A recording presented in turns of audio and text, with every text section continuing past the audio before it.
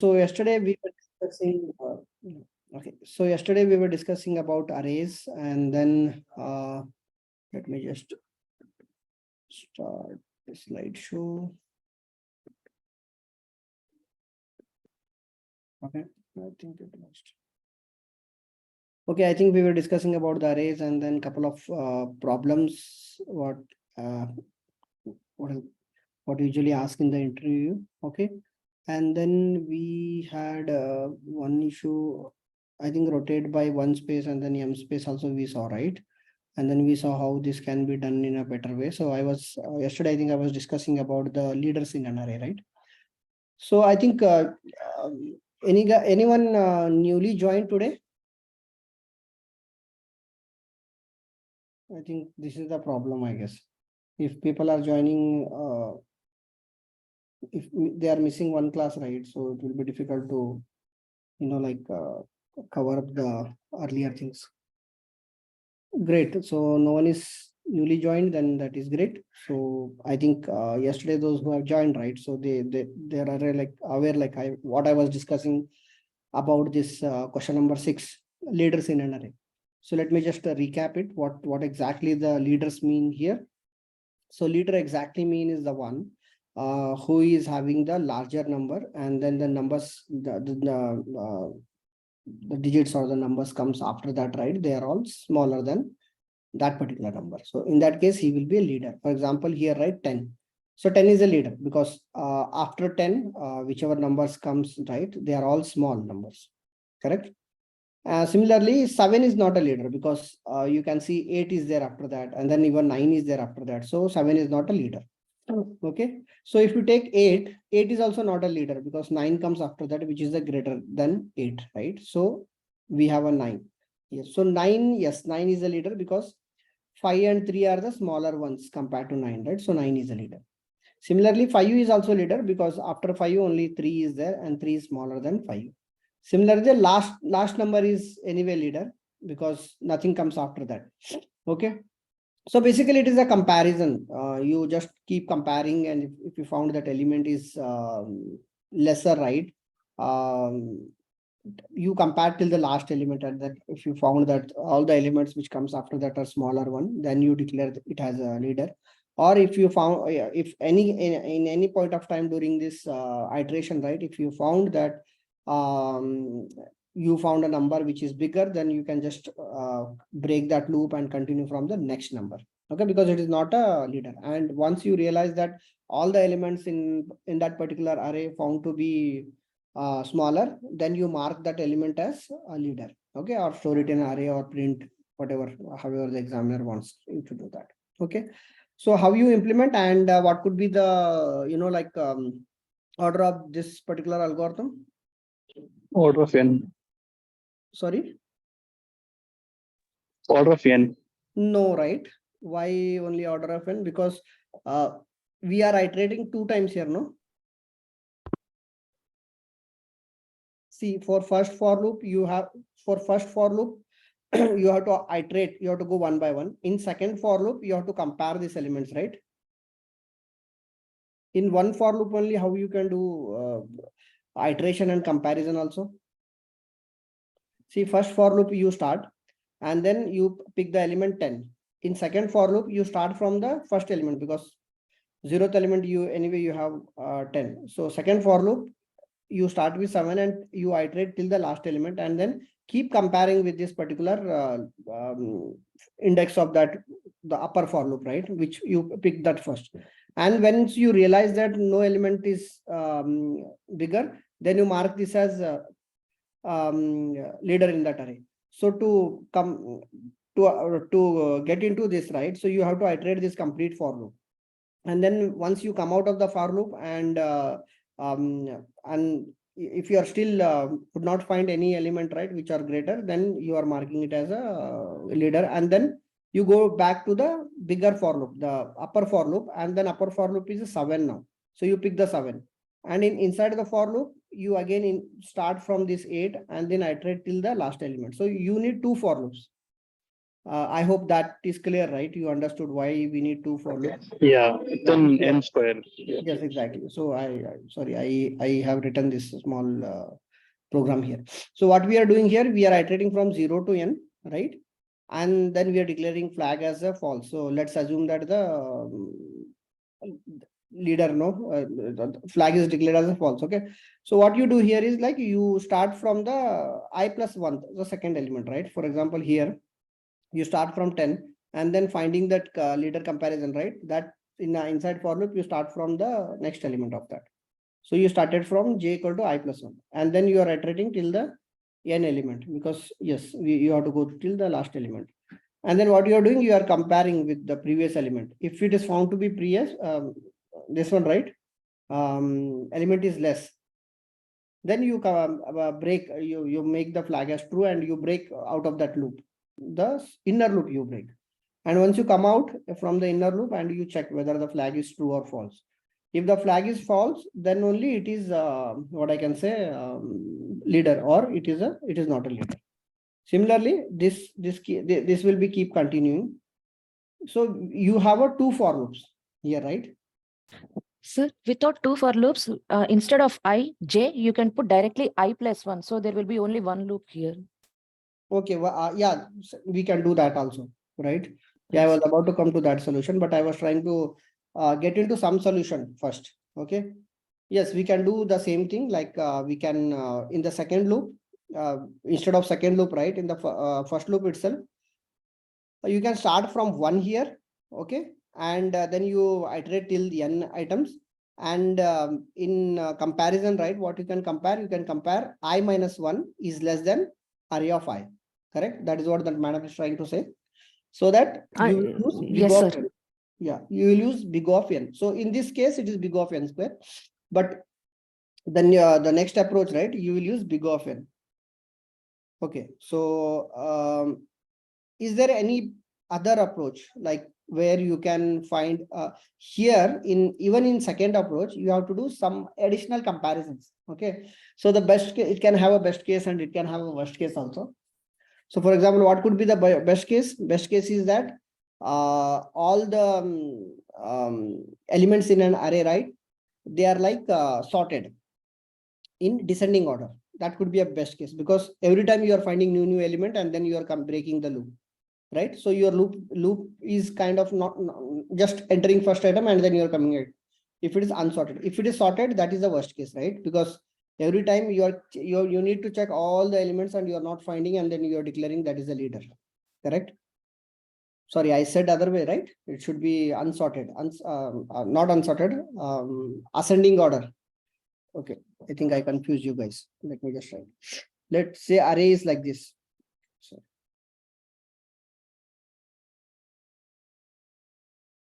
So if array is 1, 2, 3, 4, 5, 6. Okay. So this is the best case, right? So what you are doing, you are entering into this particular for loop or comparison, right? Whatever approach you use. So you found that leader. So this cannot be leader because you already found that there is one bigger element exists. So you just ignore this. So you move to this, and then next comparison also same thing. You found that next immediate element is bigger. So you ignore this also. You keep continue like this, correct? And then you find till last element, you found that element itself is bigger. Okay. And what could be the best possible scenario? Best possible scenario could be like this, no?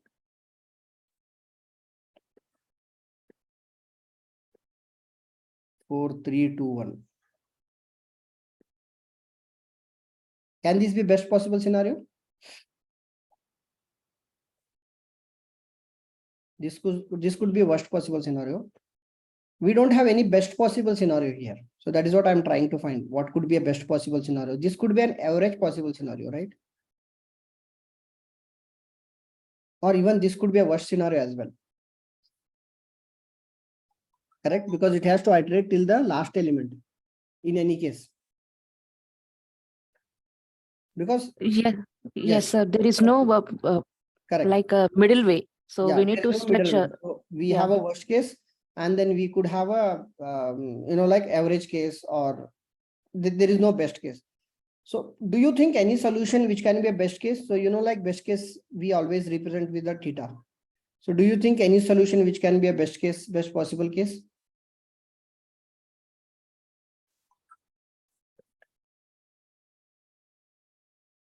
Inverse of a single element.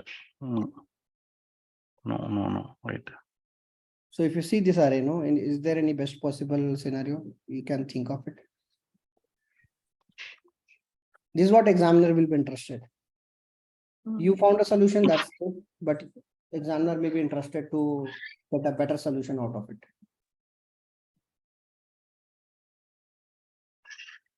So if you see this structure, right, structure of the array, you know that the last element will be always a leader, correct? Yeah. So let me take it to this slide.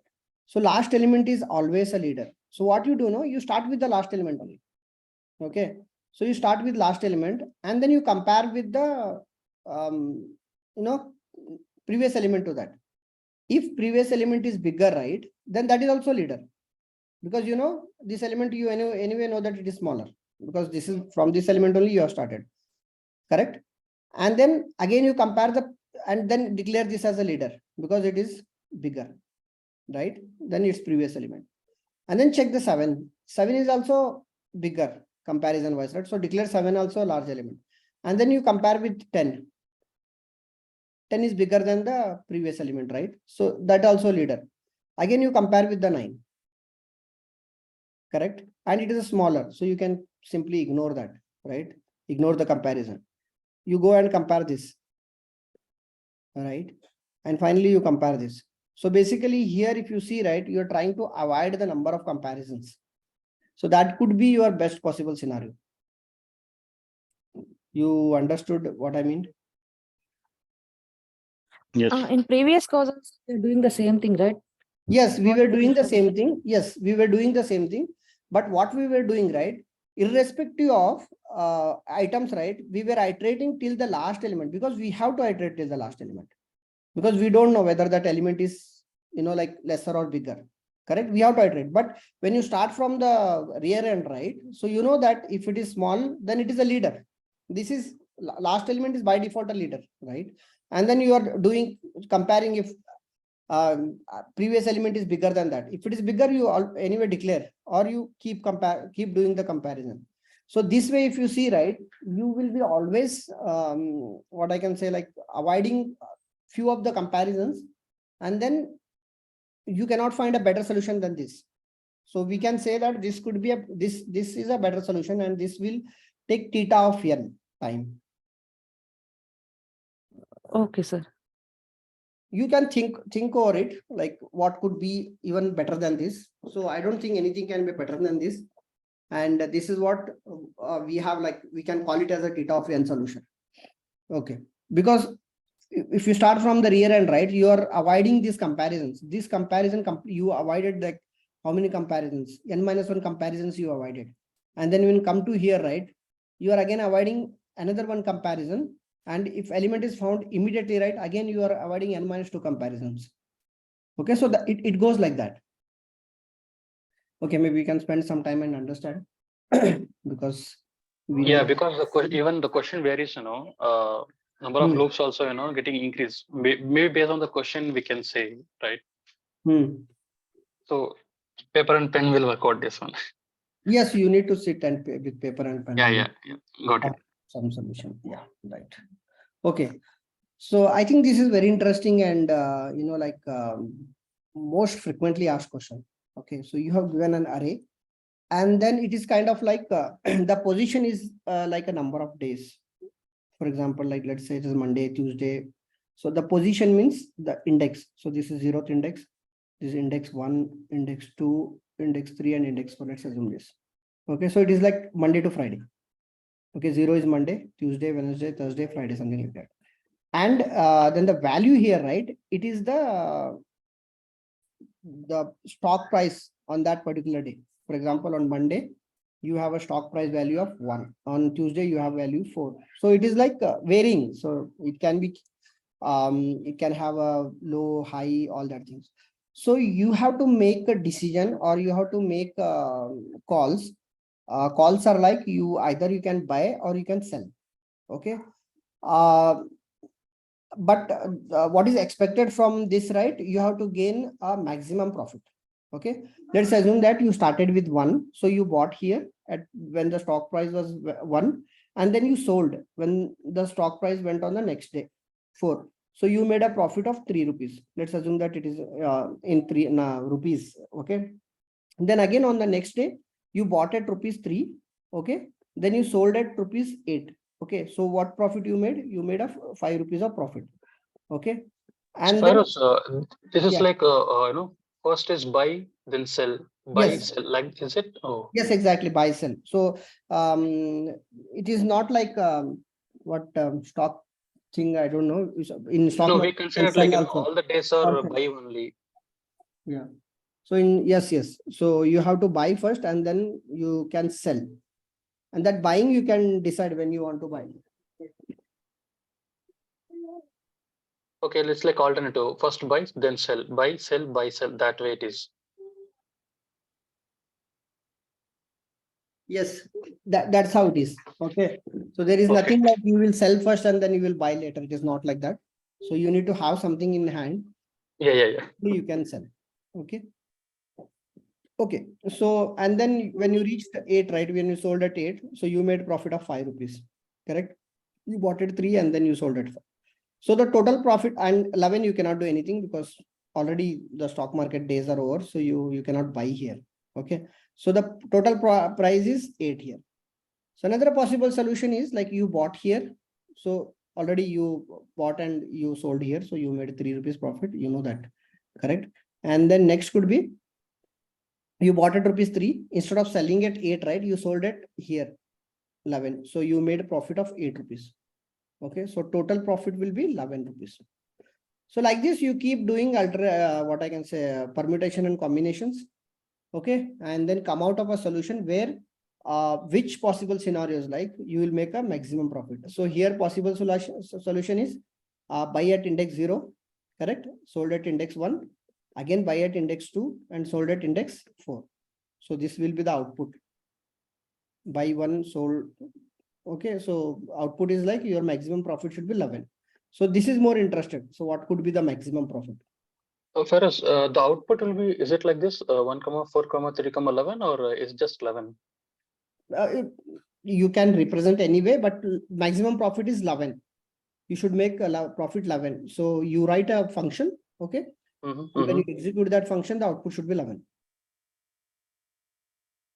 Okay. Find a way to maximize the profit. That way to in the question. Exactly. So find a way to maximize the profit. Okay. Okay. So I have not written a snippet for this. You can try this program. This is very interesting. In Google also, you will find a couple of solutions on this. But I suggest you to sit with paper and pen and work out with some solution, how you can decide which, like when to sell, when to, like buy, all that things. It is like you may have to use some backtracking algorithm here. For example, like I as I mentioned, right? So you bought this, this is constant profit you are going to make here. Okay, 3 rupees. But after this, whatever decisions you take, right? So you may have to roll back that sometimes. For example, you bought at 3 and you sold at 8. So you made a profit 5, and then you realize there is something next also exists, which is, like greater than 8. So you back out from here. Anyway, you bought at 3, then instead of selling at 8, right? You sell it at 11. One possible thing is that. Another possible thing could be, anyway, you bought at 3. Instead of selling at 8, right? You check if there is any element which is greater than 8. Okay. Somewhere here. If it is less, then immediately you sell. Or if it is not there, right? Then probably you can, if element exists, then you can probably think of selling to the next element or keep doing that comparison. So there are different solutions available. Okay. So I don't want to confuse you guys. You guys can sit, but I hope if the question is not clear, then I will try to clarify again, once again. But the question is pretty simple one. Question is simple. Solution is not that simple. You have to think more and then come out of the solution which gives you maximum profit. Okay. I hope it is clear, right? We can move ahead. Just one thing. Yeah. I understood, these are the prices, any day we can buy, any day we can sell. Is it we can from right side also we can do, or only it's the left side only? No, it is number of days. No, the index is the days. Yeah. You cannot buy on Oh, Friday and then you correct, can correct, come correct. back. Got it. Yeah. So it Yeah, has to yeah. be like Monday will In come. left side. Yeah. Yes, Tuesday will come after that. Correct, correct. So Yeah. that is the reason I mentioned that indexes. Mm-hmm. Yeah, makes sense. Yeah. Okay. If no other questions, then I will move to the next question. So we Yeah. have something called as, okay. We have something called a sliding window technique. Okay. So the array is given to you. Okay. And then you have to make, and then there is the window size will be given. Okay. So this is a window size.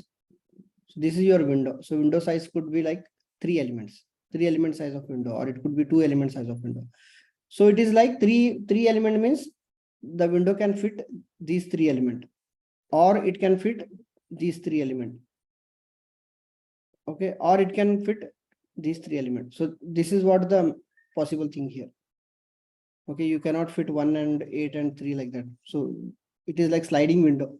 So you can have this window and then you can slide and you can come to, you can have this window. You can, after sliding 1 position, right, you can get this window, and after sliding 2 position, you will get this window.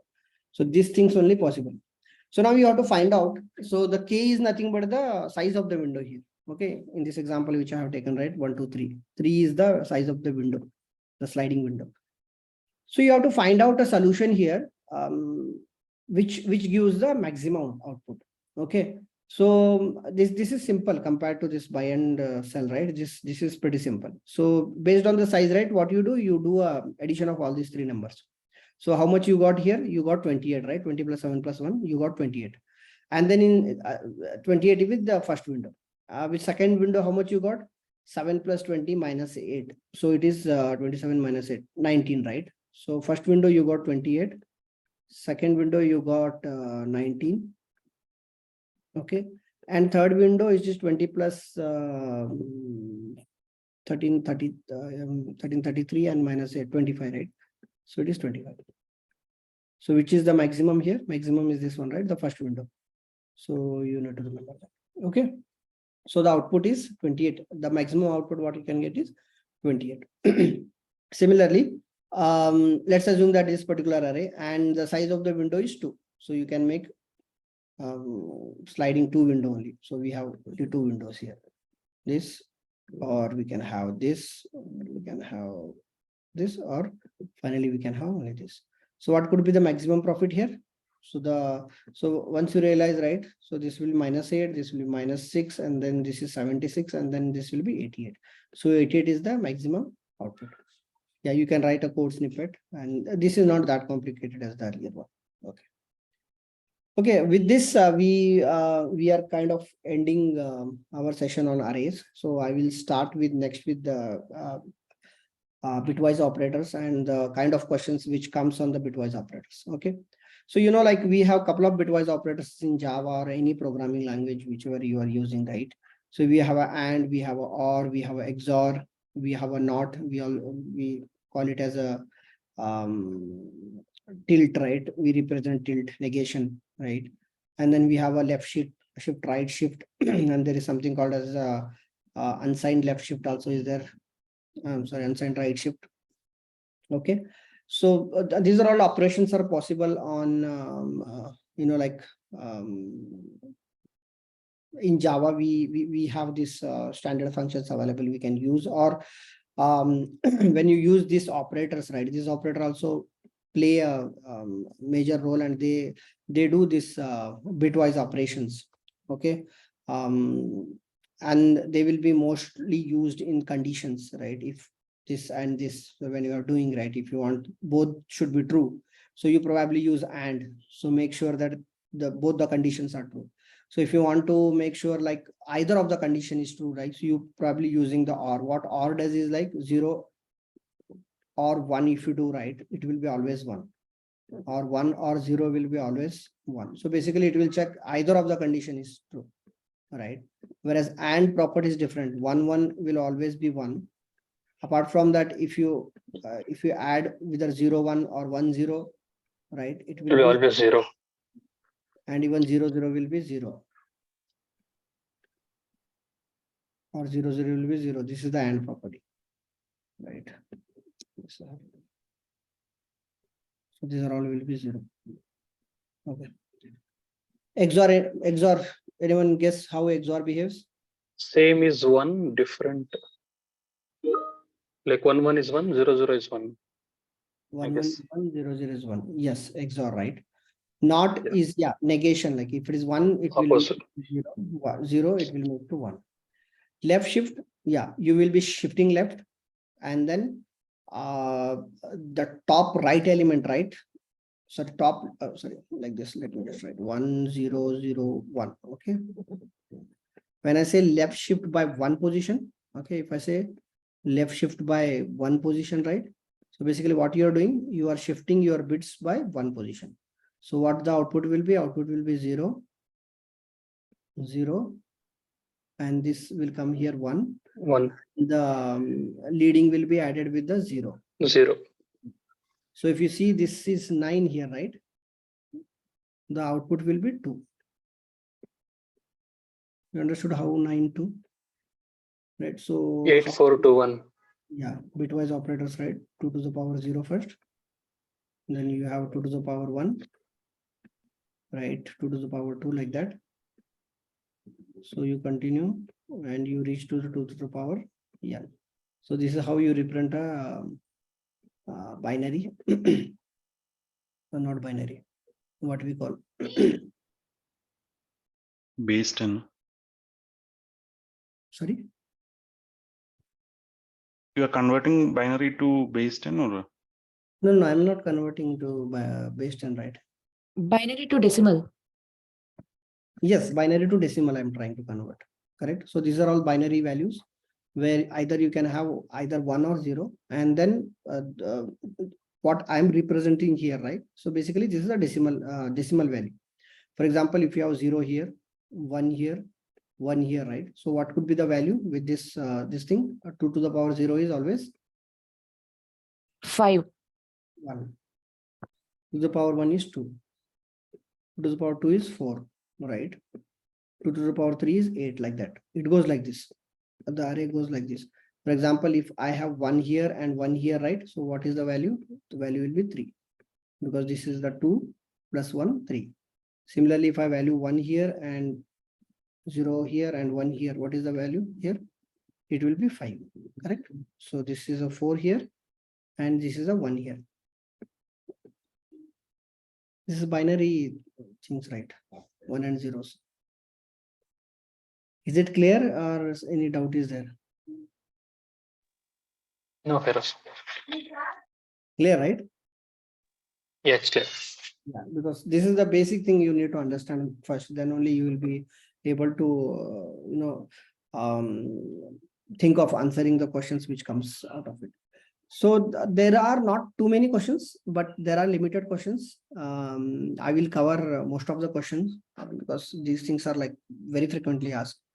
Let's assume that you need to check given a number and you need to check if the kth bit is set in a particular number or not. For example, let's take this particular example where we have 0 0 1 0 0 1. Okay. So any guesses what is the value? This is a 9, right?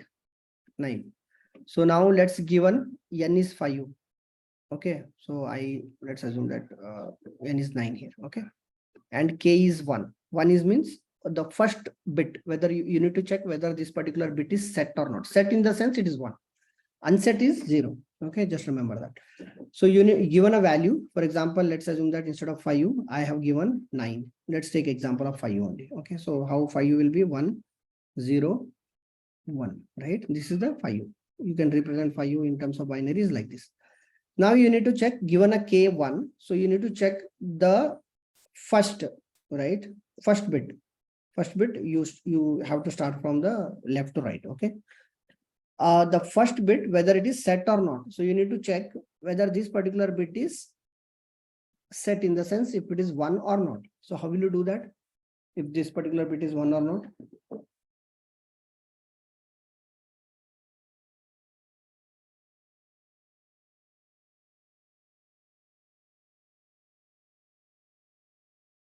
Silence.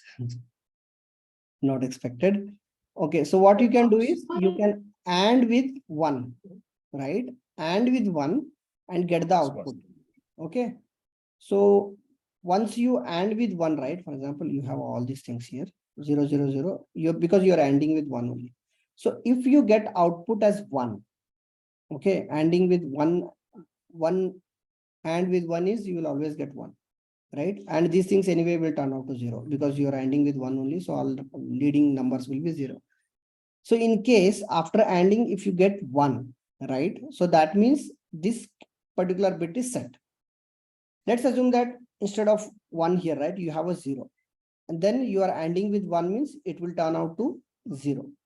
So after the AND operation, the output is 0 means the bit is unset, right? If output is 1 means the bit has already set. It's clear, right? How you check? Yes, sir, it's clear. Okay. So let's try this particular example.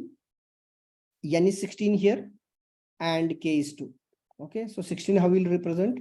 I have a 16, 8 is 0, 4 is 0, 2 is 0, and 1 is also 0. Represent 2 to the power 0 is 1, 2 to the power 2 is 2, 2 to the power 3 is 4, 2 to the power 4 is 8, and 2 to the power 5 is 16. This is what I represented, 16. And when you have n equal to k, right? So you need to k equal to 2. So basically you need to check this particular bit, whether it is set or unset. Okay, how will you do that? End with 1. So if it is like 0, it is like set. And if it is So- 1, it is like, yeah. Yeah, you end with 0 here. This particular, you end with 0 here. Where you land with 0? You can take last 2 elements and Last 2 elements, how will you take? So this n k can be like 10 also, right? So how will you, the question is, you understood, like you're trying to, this was pretty simple one. The k is 1 means I know the first element, so I can AND with 1. But if n is k is 2 or k is any number, right? So how will you get into that particular index here and then AND only with that? How will you do that? You have to find the 2 to the power of that element, right? First, and then AND. Correct? But the problem here is if you found 2 to the power k, for example, like you got 2 to the power k equals 4 right here, 4. So you go to this position and you AND with what? 100. 100, right? 100 you AND it. Yeah. So this is doable. So basically you will get all other things like you may have 0, and then you will. Sir, we need to check second element, but we are checking the third element, right? Last third. This particular element. Yes. I put 2 power k minus 1.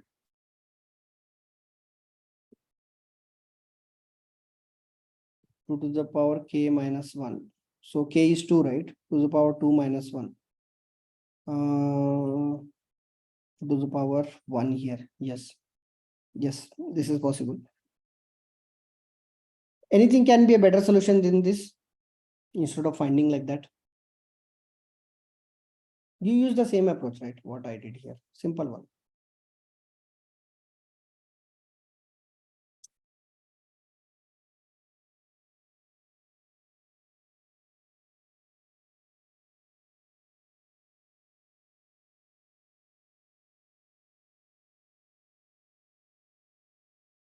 What you can do is you can do a right shift with 2 times. So what I have 16, right? This is the value 1, 0, 0, 0, 0, right? And now you want to check this particular one. Correct? K equal to 2. So what do? You right shift. First you right shift.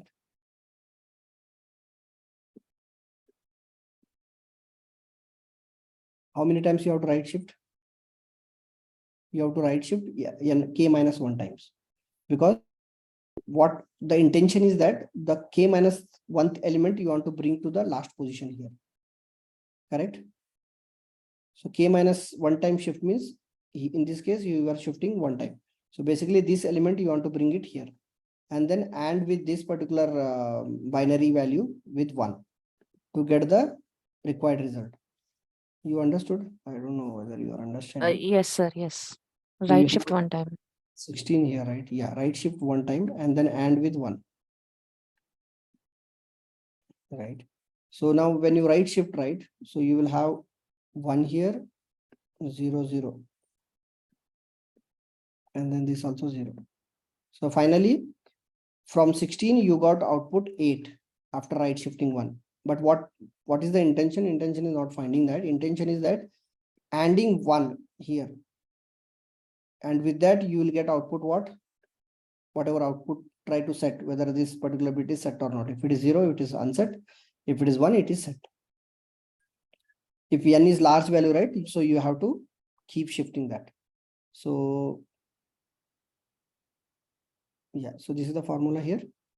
So what you do, 1 you keep left shift. No, this is not this. You have to do a right shift. Okay, so you are shifting right. So it should be like this. K minus 1 time. And then what you do, you are and with n. No, this is not the formula actually. Okay, this is the different one. Okay, hold on. So what I was telling is this particular one. Here you have to right shift by k minus 1, then AND with 1 and try to find the answer. And then either you can do this way or you can do the left shift also. K minus 1, you keep shifting left and then finally do with the n, the given number, right? Complete number you can do. So you understood this logic? As far as logic, I understood, shifting right and making it in a last bit so that we can add here it. you are trying to and, make the first bit. Yes. Yeah, so logic understood, but when the question is 9 equal to 16 and we should convert it into binary, so that logic, we only have to construct, right? Converting from hexa to decimal to binary. That if you just do printf with AND D, right, it will only convert, right? System only convert. And D, I didn't get it what. If you do printf, so we generally don't have like this, right? Any number is not like this. This is just for our understanding purpose. It is 13 only. Yeah. Correct? Once you right shift, left shift, right? If you do 13 right shift by 1, just do a print for this, print ln or printf, whatever it is in C or C++. What output you will get? You will get the number in decimal only, not in binary. Correct. Yeah, so that is what is required, right? Sir, can you repeat once again? Okay. How the So decimal I got to it. binary directly? So No, internally you're telling. Binary, right? So binary it is just for our understanding purpose. So just a moment. So you are telling that when we work with this, operators, internally it will work. Yes, it will work internally. Okay. So Yeah, got it. Whatever I wrote, right, it is for understanding purpose. Maybe Lakshmi, you're talking, right? So I just want to put it here. If you use, two operators of AND, okay, it will work on the, proper logic. But if you use single operator, it will internally take it, convert it to binary, then it will, check the logics. Okay, got it. Thanks. That way, right, Feroz? Yes. Do you want me to write a program and show you? No. I got confused between, that one operator and the, two operators. No, that is not that complicated one. Yeah. You people made it very complicated one. The system No, we didn't got it like, that nothing if called you as a use binary, single. right? So it is for our understanding we wrote. Yeah. So what will be the output if you do right shift by 1? This is what you want, right?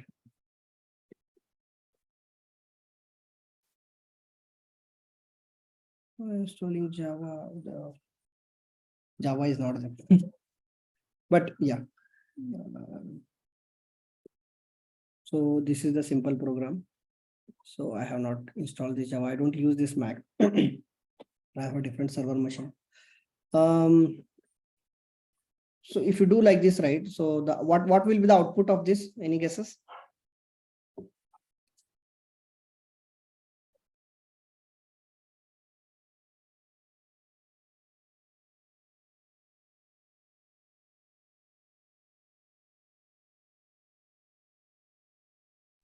Five, it will be right. How much? 5.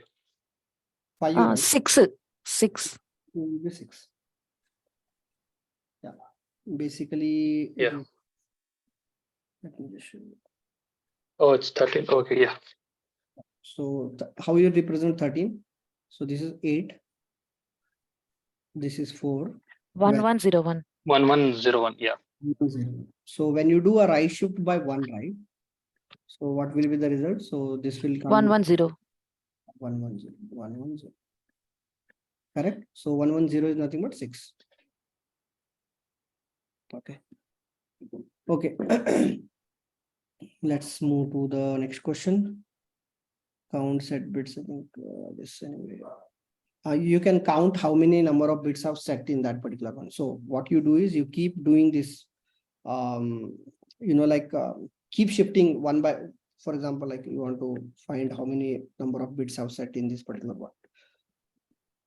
You want Keep to right keep shifting and adding with 1, then checking. one n as 10, right? So you check how many bits are set in this particular number. So what you do, you keep shifting it by, you do first AND with this particular one. Okay.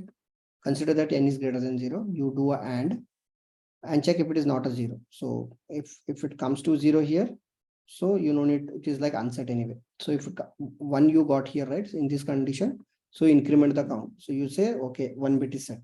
And then in the next iteration, what you do, right, you right shift and get a new value of n. So you do a right shift here. So this 1 you put out of the picture, and then next value you will have is 101. Correct. In next iteration, when you come n is greater than 0, you do again and this particular value with 1, right? And then what you will get? You will get result as 1. Correct. So the count will be incremented. In the next iteration, you push this out of the context, and then what you get? You get 10. Correct. Next iteration, you get 10. Again, do the same thing here and with 1. So you get new results here, right? So you, based on the condition, whether you will see whether I have to increment the count or not. Okay.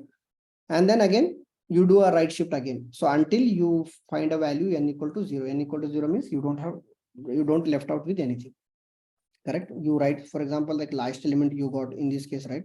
Last element you got 1. When you do right shift for this particular element, this one, right? So you will get 0 only, because that will be filled with the 0. But anyway, you are checking with n is greater than 0, correct? So this is fine. So this will work. So you keep incrementing the count, and finally you will tell how many bits are set in that particular number. Okay. Got it. Yes, sir. Yes. Okay, there is something called as Brian Kernigham's algorithm also to check to see how many bits are set in that particular given number. So this algorithm you need to understand first. Okay, let's not get into complete detail. So basically what it does is it will do it always try to AND with n minus 1. Okay, so whatever n value you have, right, it tries to AND with n minus 1 and get the new value. So let me explain this with particular example. Let's say what value of n you have. N, let's assume that you have, let's take some bigger value. Okay, n is 41 here. So how you represent 41? So what is the nearest one? What we have? We have a 32, right? So you put 32 1, and then 16 is not possible because that becomes 48. So I will mark this that as a 0. And then what you have next? You have next 8, right? 32 plus 8 is 40. So I will mark 8 as 1. And then what? So do you want me to write here? No, right? You'll understand, right? Keep attention. So 8, I have marked 1 here. So my total number becomes 40. Okay, let me just write. This will be difficult for you guys. 2 raised to power 0. How good it could have been if I had pen and paper, right? Or board raised to 1. 2 raised to 2.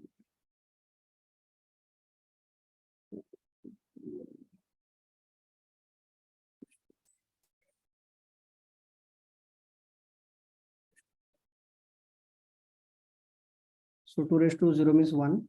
This is 2. This is 4. This is 8. This is 16. And this is 32. So now number is given as 41. So how 41 will be represented? Okay. So you will have 1 here. Correct. And then in 16 position, I cannot have 1. That will become 32 plus 16 becomes 48. Correct. But my number is how much my number is? My number is only 41. So what I will do? I will unset this bit. Okay. So what value I got? I got 32 value now. So next bit what I have? 8, right? So if you add 32 plus 8, it will become 40. So which is less than given n. So I will set this bit. Correct. And then I will check 4. So now what is my new value? I got 40. Correct. 32 plus 8. It is 40 now. Right. And then what I will do? I cannot add 4 here because that will be that is like more than the number. So what I will do? I will mark as 0. Same for 2 also because it will become 42. But yeah, 1 I need to set. So what is the final value? Final value is 41. So in terms of binary, right? 101001. Yeah, 101001. Correct. So your number is 101001. So this is nothing but a binary representation of given number 41. Okay. Now let's apply this particular algorithm to finding a number of set bits. Okay. So what you do? First you check. So anyway, it is greater than 0. What you do? N and n minus 1. So what is the n minus 1 here is? N minus 1 is 40. All right. And how will you represent 40? We just saw that, right? How will you represent 101 101 000. 300. Yeah, 101 000. All 3 are 0. Correct. 0 0 0. Right. And then what you do? And it is n and with n minus 1. So basically we are ANDing this particular one. And what value we got? Correct. So when you AND here, right? So finally you will have 101 only. Correct. All other bits are set to 0 0. This 0, this is 0, this is 0. 10 is 0. So what is the value you got? How much value it is this now? 40. So and your count is incremented. So count become 1 here. Correct. And next n value is what you have is 40. Correct. Then again the iteration will start. Okay. N is greater than 0 anyway. N and again you are trying to AND with what value now? You are trying to AND with value 39. Correct. So how 39 will be represented? 39 will be represented here like this: 1 0 0 1001. 1 1 1. Sorry. 10.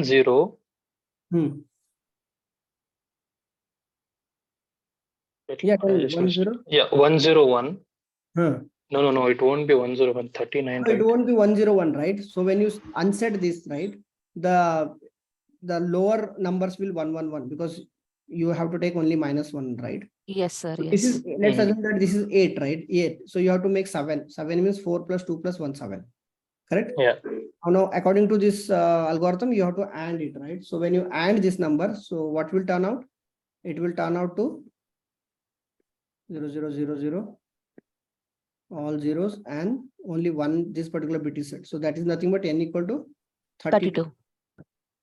So when n becomes 32, so your count becomes 2 here. Correct. And then again you will enter again once again with the in a while loop where again n is greater than 0 and again do the same operation. Now in this time n minus 1.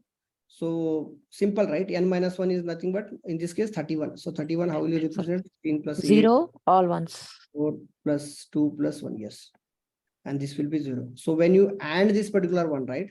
So you will turn out to be result as 0 only because it is like 0, 1, 0, 1, 0, 1, and finally when you have 1, right? So you have to AND with 0. So finally you get output as 0. So by this time your count became 3 here, correct?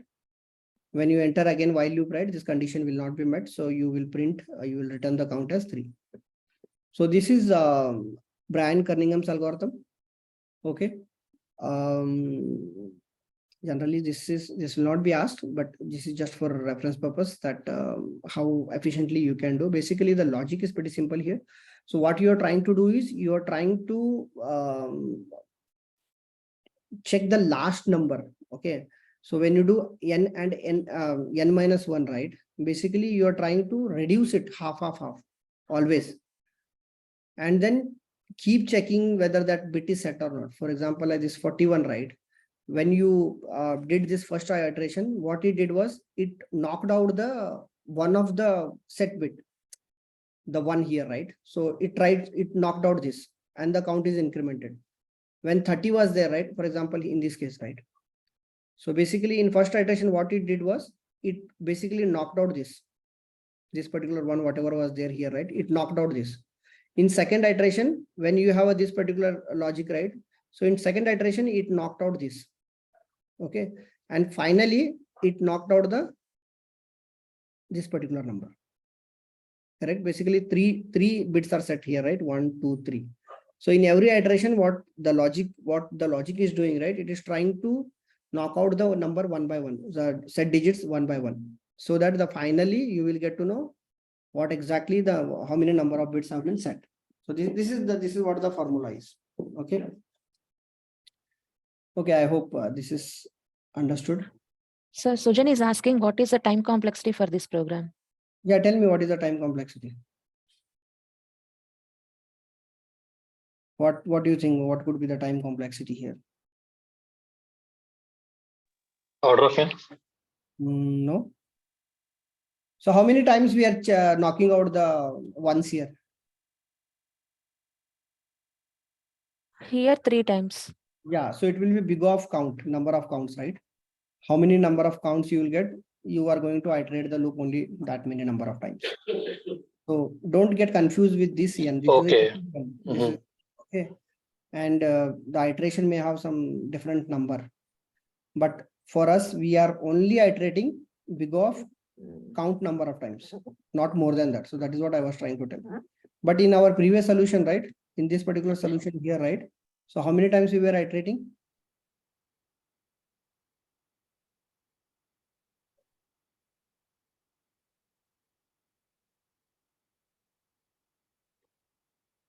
How many times we are iterating?